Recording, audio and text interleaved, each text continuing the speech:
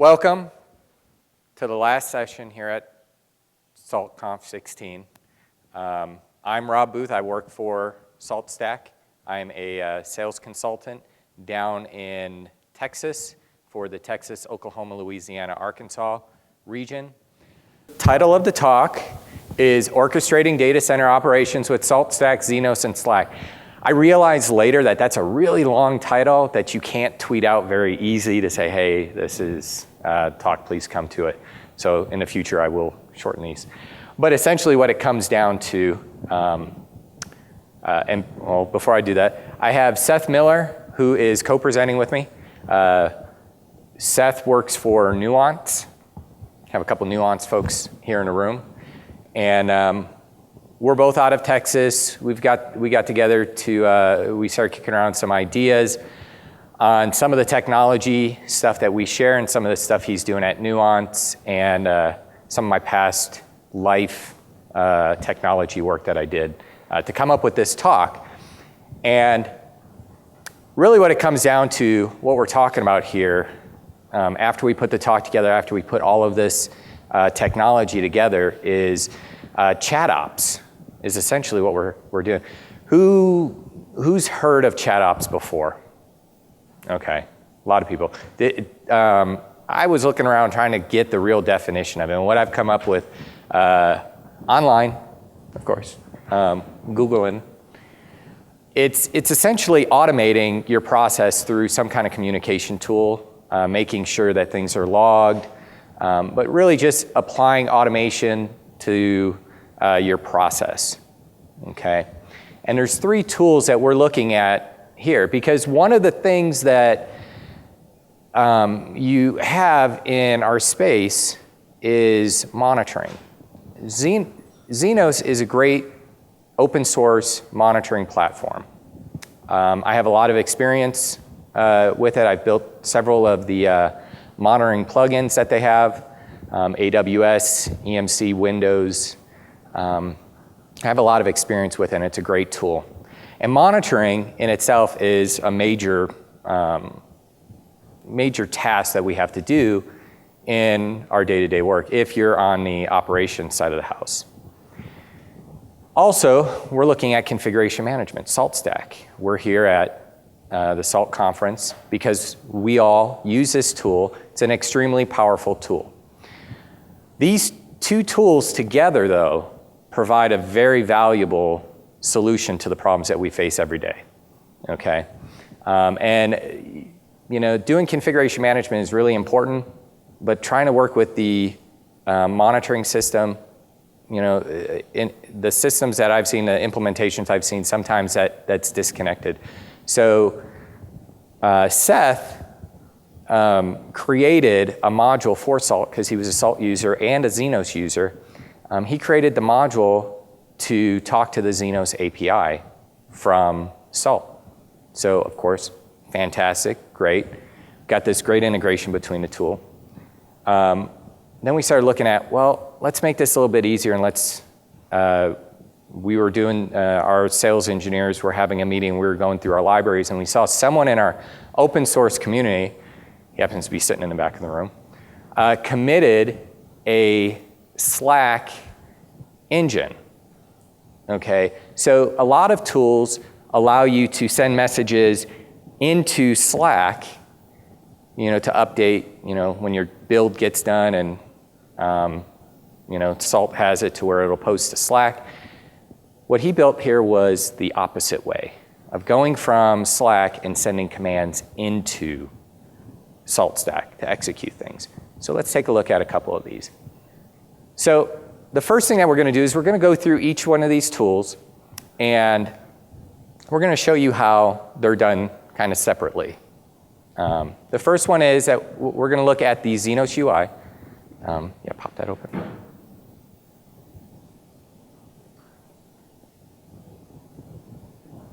Sorry. It's his laptop. My laptop.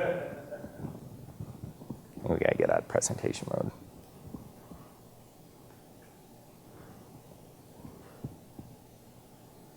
Where'd it go? There it is. There we go. All right, well, first, let me ask you, How many people have used Zenoss? Wow, that's awesome. I was not expecting that at this conference. We're doing the same talk next month at Zenoss, and I was expecting everybody to raise their hand there. That's great. Then this is really going to be helpful here. So go ahead and log in. It's going to be admin Zenoss. What we're going to do is we're going to show, for the folks that don't know, this is a process you would go through of adding a new device into Zenoss for monitoring. Now, Zenoss is different in the monitor. Now, Salt, fantastic tool. We have beacons that do this cool stuff. A lot of powerful stuff there. It's not monitoring, though. When you get to enterprise monitoring with a tool like Zenoss, it's different. When you put in a device, which we're going to do here, so click for add a device, and then I think the IP address is on the... Yep. This panel will come up. You'll plug in the device type, or the IP address of the device, and this list that comes down here, this device class, this is where the power comes in. Because each of these device classes, what we're going to select here is going to be server Linux, because this is a Linux box. We're going to select that, and let's give it a title over there real quick. Just demo box 1. Click add, and now Zenoss will go out and it'll add that device in. It's going to connect to it. It has the keys associated with it. I think you might have to refresh. Yeah. And look at that. It wasn't in the system before. Now it's in Zenoss, but not only is it in Zenoss, but look at all the things that it discovered on it. It goes through this modeling process to go out there, dig into the system, and find out what's on it. This is for databases, for Amazon, EMC storage arrays. It'll go down and tell you your enclosure, the relationship between these things, the hard disk, what enclosure they're included in, what power supplies feed what enclosures. It's an extremely powerful enterprise-level monitoring tool. Okay. So now we have this device added. That was fairly simple, but we went through a couple steps. We had to pick the device class that it went into. Now, it's easy, but we can make it a little easier. But before we do that, let's jump back over to the slides, and I think Seth will take it from here.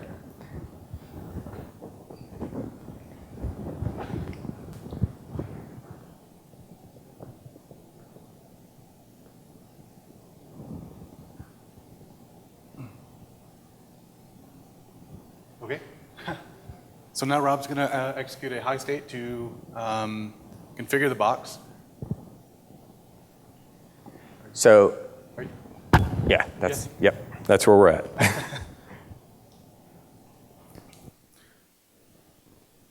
Okay, so at this point, we can configure the box with Salt. We can monitor the box with Zenoss, but we have to add the host manually via Zenoss, and there's no connectivity between the two. So we'll show the high state run here in a minute.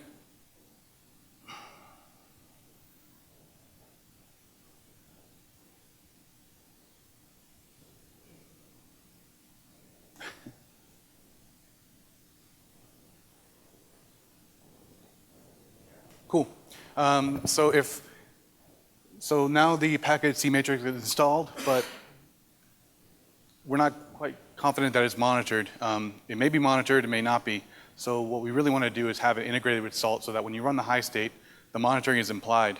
Because Zenoss is a great product, but it doesn't work if your device isn't added to it. Next. Yeah, so can't we do better? What we really want to do is make it implicit that when you provision a new host, you don't just configure it with your Salt formulas and your Salt roles, but that it's monitored every time. And that you can check that it's monitored using the existing configuration management that you have, in this case, Salt. Yeah, so. Yep. So now we're going to demonstrate the actual module for connecting Zenoss and Salt.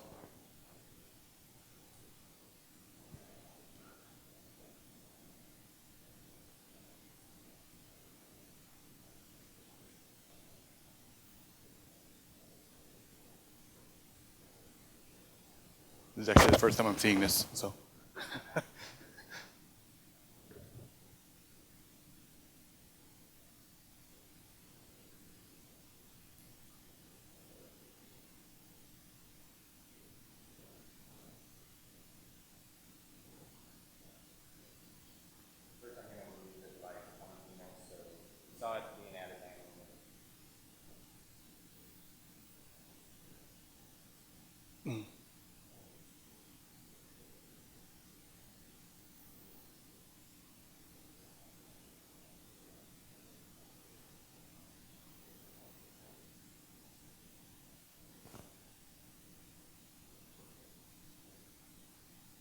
Awesome.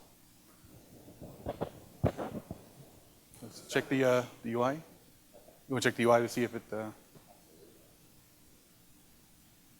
we go.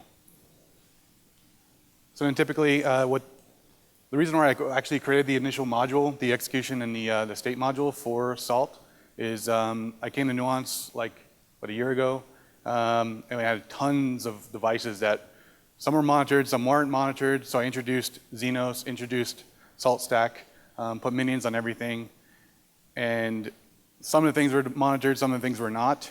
So I used Salt to first run a report to find the delta, and then I added to that execution module to actually add it to Zenoss, so that I can get all of my devices using the proxy minion as well for the Cisco ASAs, the F5s, their SAN storage, vSphere, so get everything into Zenoss. And using the high state, when you provision, now it's implied. As soon as you deploy, and if you're using Salt Cloud, you automatically have it in Zenoss every time. You don't have to worry about, oh, we missed it. Yeah. So.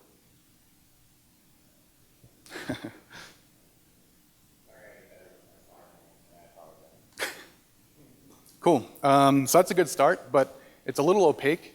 A lot of times, if you have large companies, the monitoring tools are managed by a different monitoring team than the people provisioning or doing the automation in Salt. So traditionally, you may put in like a Jira-ish ticket or send a chat request to your buddy in the monitoring team to go ahead and add the device, but it's not transparent at all. If you go and ask him to or her to add the device in Zenoss, you're not actually sure it got done. And there's also some friction there. So, hey, add this device. Do you want to add it now or do you want to add it later because did you provision the VM yet? Do you want alerts on it? Do you want alerts on it 24/7 or only 9 to 5 because it's like a QA machine and it doesn't need to be, responded to? And here we go. Here illustrates some of the friction that you would see. So you might be familiar with this kind of process, and this may happen in chat or in a Jira issue.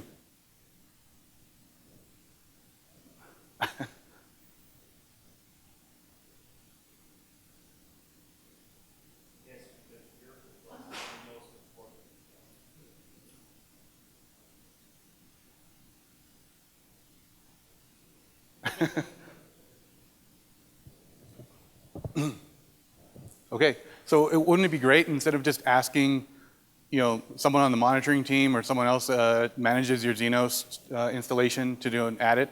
If you're going to ask via chat anyway, why not have a bot do it instead of treating your coworker like a bot? Actually, talk to a bot. Right? So that's what we're going to do here. We're going to actually trigger the addition of a high state, which. Okay.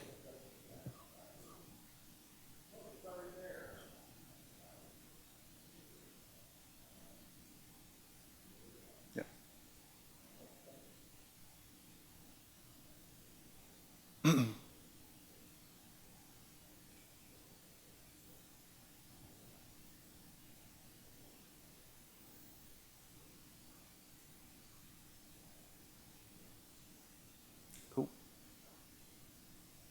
And so not only is this like a really nice UI to use because you're already in chat, but I like the idea that it's really transparent.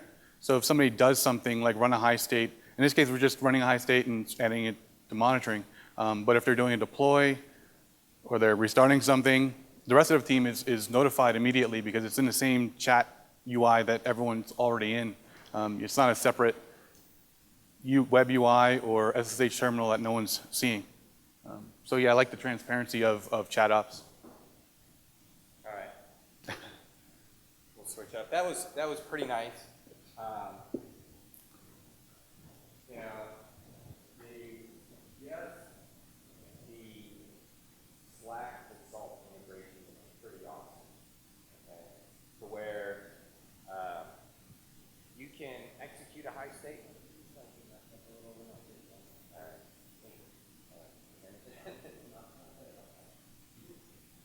Oh, you know why you can't hear me? Because I turned it off. All right. I apologize. Again, I'm messing this all up. All my fault. No problem. So that's pretty cool. You know, from Slack, now you're generating high states. And so inside the engine configuration for this integration with Slack to Salt, there's the ability to have user permissions. So only allow certain commands to come through, only for certain users. Okay, there was a recent update that was done to it. Now, this group of users can run these commands. Okay, so you can have multi-layer in there. It's pretty powerful. I mean, if you think about it, I mean, how many people in here are using Slack in their environment? Okay, I expected more. Wow, there's actually more Zenoss users. Awesome. Or HipChat? HipChat? Okay, there we go. All right.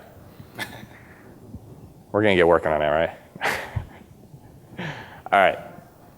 So this is kind of cool, what it can do, right? So let's take a look at that other web page that's up there. Because let's go through a different scenario. Yeah, click on the, yeah. So we have this website that's out there on one of our web servers, all right? And we need to do a deployment to that website. Now this website is actually sitting on demo box 3, which you saw was already being monitored in Zenoss. Now real quick, let's jump over to the Zenoss UI and let's go to, oh. Nice. Want to go to? Yep, go in there and go to the events. Let's take a look at the events, because another thing that's really awesome with the Zenoss tool is, okay, so there's no events there, good. When events come in, they can either go to a component nice and deep into the system, or they can just go to the device itself. But as a guy who's responsible for monitoring the system, the one person I don't like is the person who jumps on one of these boxes, makes a change, and doesn't tell me about it. All of a sudden I see the CPU spike and this and that, and I'm thinking someone hacked the box, and oh my gosh, what's going on? And I have to dig in deep, and I'm spending time doing that, okay? And that's what chat ops is supposed to help. You have this logging, you have this shared information between the teams, okay? But, you know, I'm a Zenoss admin. I'm not jumping over into Slack all the time. The only UI I look at is this one. So let's go over to Slack. And now I'm an application developer, and I'm going to deploy out from GitHub. I have a couple tags out there for my website. What you were looking at was version 1 of it. We're going to deploy out version 2. What we're going to use is we're going to use alias commands, because you can use salt commands here, you can use alias commands. And we're going to use this deploy alias, and I want to say deploy cool site version 2 on target demo box 3. It's already come back and let me know that cool site has been updated to version 2. So let's take a look at the website. Refresh it. There we go. Okay, the website's been updated. But now, what's going on over in Zenoss? Boom. I have a message there, an event saying that the website's been updated. But not only that, if you go out of this page, go to the overview page. Dashboard? No, on this, for the device. This production state. What the production state does in Zenoss is, if it's in production, it's monitoring it. Okay, some of our configurations that we apply to these boxes take a long time. They restart services. They really tick off IT operations people. When they start getting alerts because you deployed out an app when you forgot to tell them that you were doing this, to stop monitoring the service. Well, this happened really fast, what we were doing here, but that production state actually went to, if you drop down that list, it went to, I think I had it go into maintenance. So then at that point, it's not sending out any alerts, okay, until the job's complete, and then it puts it back to production, okay? So you're pulling the box out of monitoring and you're putting it right back in. Another thing I wanted to point out is this serial number here that was in there, that was from a grain, okay? So I took a grain from the minion, and that's what I populated in there when I added that device in there. So that's full cycle, okay? So let's jump back over to Slack, because that's kind of cool, but we have other commands, okay? That kind of rounds out what we needed to do. So if you do a help, now here are the available commands I put in here. These are things I built and I put in here. You can do the same with yours. It's very flexible for what you want to do, because you may have some users that you try to tell them, hey, just run state.highstate. State what? What was that? Okay, what command do you want to call it? And you can create an alias for it. We have a couple here. We have set_prod_state. We can send an event. This send event, these are all Zenoss ones that I set up here. If I want to send an event to a device, I can do that. Next version of this, I'm going to have a little bit more descriptive, like what are the values you put after it, so you get the right syntax to the command. I can change the production state to the device. So I'm going to try it here. And then let's set it to test. I think it's capital test. No, you gotta, hold on. You also have to do a target. So set_prod_state space capital T for test space target equals demo box 3. And, okay. All right, I'm gonna have to figure out what that command was. Sorry. That's why it's gonna be helpful to have the extension in here. I didn't, and I forgot to give him notes on that one. So you can see from here, using the integration between these 3 tools is pretty seamless. If you wanna reset your password in Zenoss, you get into Zenoss occasionally, all right? You may log in every 60 days. So instead of, but you're in Slack all the time and you're already authenticated here, if you want to reset your password, you can reset your password from here in Zenoss. It'll go to Zenoss and say, hey, reset this user's password. And what happens is Zenoss sends you an email to say, hey, here's your password link, and you go through and you're reset, okay? List, yeah, I don't have any, so let's go back to the UI. I think did I put any in decommission mode? Change this one to decommission mode.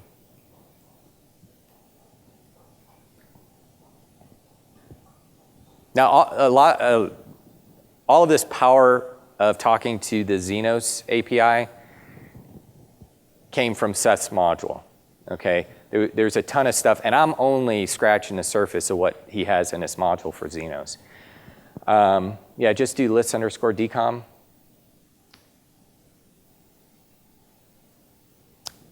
And it's coming back and it's saying demo box 3 is in decommission, which we just set it there.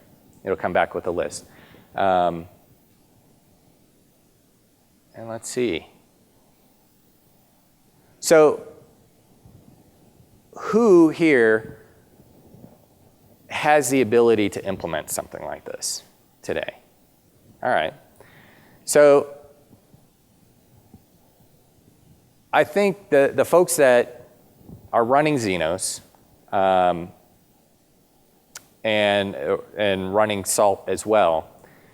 I'd be interested in why you wouldn't see the ability of integrating it. Maybe you don't have Slack, I don't know. So I'd be interested in where that may not help you and why you don't see that as a possible fit for the organization. Because I think what we're moving to with configuration management is more of integrating the tool with other systems in an IT operations space with Slack and all these other tools, HipChat as well. So I'm going to, that kind of concludes our demo. I'm going to open up the floor to questions and answers. Yes?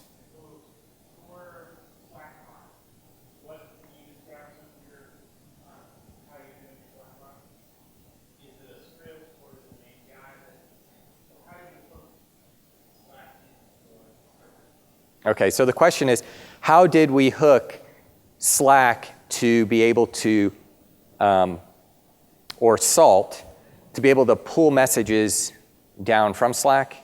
Yes,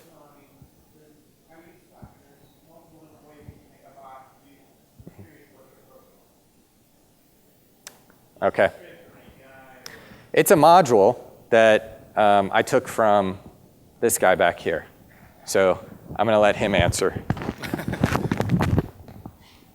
So it's actually an engine. It's an engine that is communicating via from the Salt master to Slack via the real-time messaging API.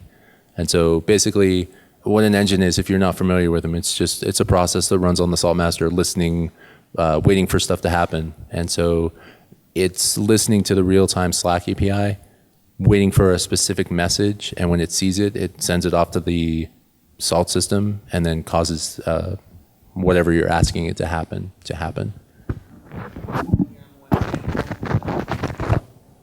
No, it's listening to all the channels. It's listening to all the channels. So let's, what I'll do is, let me bring up the event bus. We'll watch the event bus, and then I'll throw a message onto there so you can kind of see the traffic.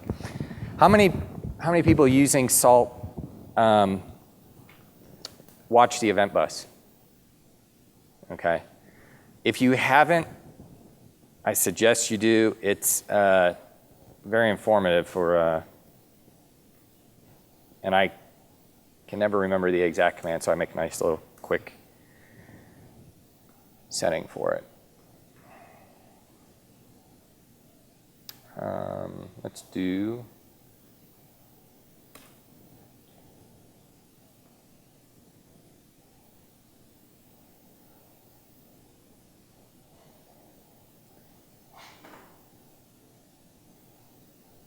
so the event came in. Let's see here.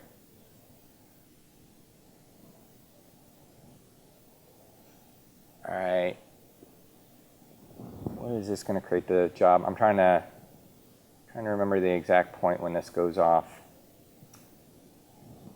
Oh, how about this?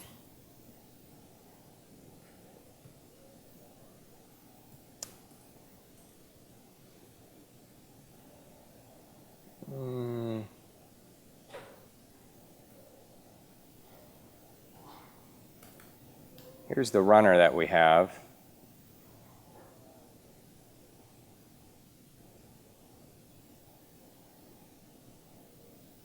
Okay.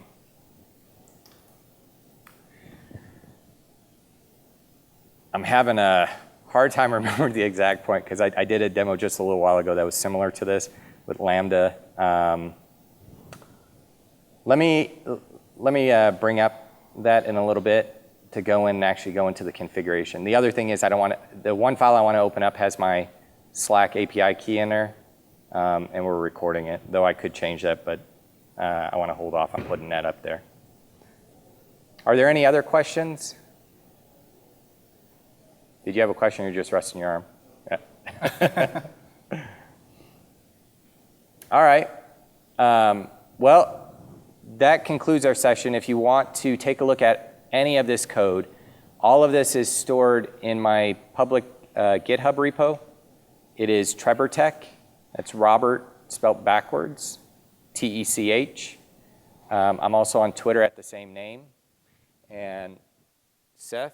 Yeah, GitHub, I am Seth, and Twitter, tweet Seth Miller. Okay. And And Zenoss is in, so an execution module and state module have been in since 2015.8. So if you already have that, you should already have this in your environment.